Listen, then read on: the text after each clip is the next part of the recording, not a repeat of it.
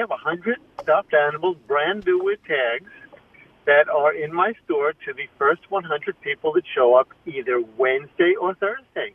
Just say Burt Barron, and you got a toy as long as the supply lasts. Beautiful. So imagine winning my prize today for the flowers and the chocolate and then going over to National Estate Jewelry Buyers and getting a free stuffed toy to go along with it, right? How cool is that? That's 100% true. They are, and some of them are pretty big. They're like 2 feet long, and some of them are really tiny, but they're all cute. You know, they're really, really cute and plush and brand new. Very cool. So while supplies last, get over there and get your free stuffed toy. Barry, today let's talk about pearls, and I know it's something that we've covered before. People view pearls as being, you know, a luxury, and somebody that's wearing like a beautiful pearl necklace, like, oh, that must have cost a ton of money. I think people think they know what pearls are all about, but why don't you give us really what pearls are all about? Well, there are really 3 things that define pearls. 1 is the natural pearl, 2 is the cultured pearl, and 3 is the imitation pearl. Now, pearls came about first in history when some cave person, whoever, opened up an oyster and found this round or roundish, shiny little thing inside an oyster body and said, gee, how pretty. Why don't we make it into something like put it on a string and put it on a necklace?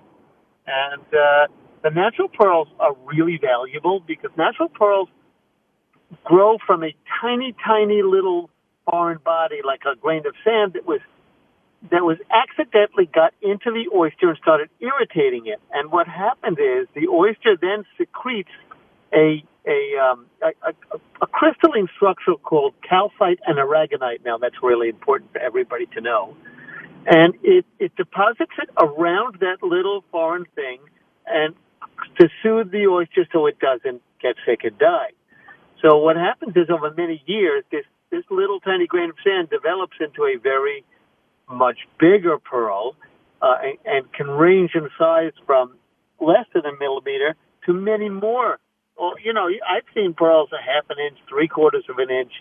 But usually this brings us to the second topic. They are cultured pearls. And the question is, what's a cultured pearl? Well, in 1978, I went to the Gemological Institute of America, and they taught us what cultured pearls are.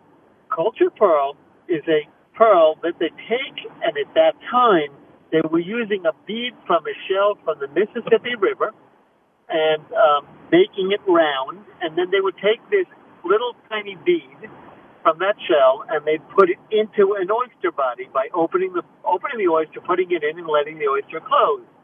Now, you can imagine that you're putting this foreign object into this oyster, and the oyster is saying, oh, really? So it's going to do the same thing it would to a foreign body. However, many, many oysters die in the process. So the thing is that this cultured pearl, which is grown around a bead, has a lot less pearly layer called nacre than the natural pearl, making it a lot less valuable. And the last one is the imitation pearl, which is anything that looks, resembles, or somehow has an appearance of pearl. We've heard of Majolica pearls, and Majolica pearls, they never really let the secret out, but it's supposedly made from fish scale, a ground-up mixture that they coat this glass or foreign bead with. And that's pretty much your definition. Natural pearls being the most expensive, and followed by cultured then imitation. Excellent. When it comes to evaluating the value of a pearl, Barry, what's your process like? Is it an X-ray? Is it chemicals like you normally test the precious metals? And is the age of a pearl, does that factor into the value of it?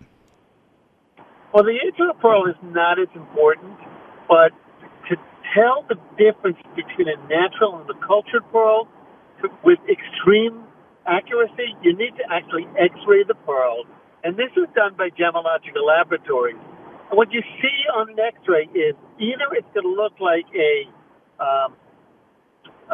little spear with a line around it, which would be a cultured pearl, or it's just going to be almost oniony like with layers and layers and layers, like a tree almost, if you think about that the oyster develops this and keeps depositing these layers and layers and layers of crystalline structure around the foreign body. So the value is determined by A, how big the pearl is, then to B, how nice the surface is. And one of the ways we determine the surface is by having a single fluorescent tube at least 3 feet from the pearl, and we see the preciseness of the reflection. If it's very fuzzy, it's not a great luster. If it's really, really crystal clear, that means that pearl has a beautiful, almost mirror-like consistent property to it. And awesome.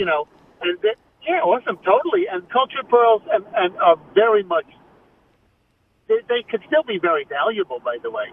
Yeah, when I imagine the size of a pearl, I imagine about the size of a pea or so. But what's the largest pearl you've ever evaluated or handled, Barry? Something kind of an unusually large size? I would say 20 to 24 millimeter, extremely rare. These only occur in specific, very large oysters, usually in the ocean.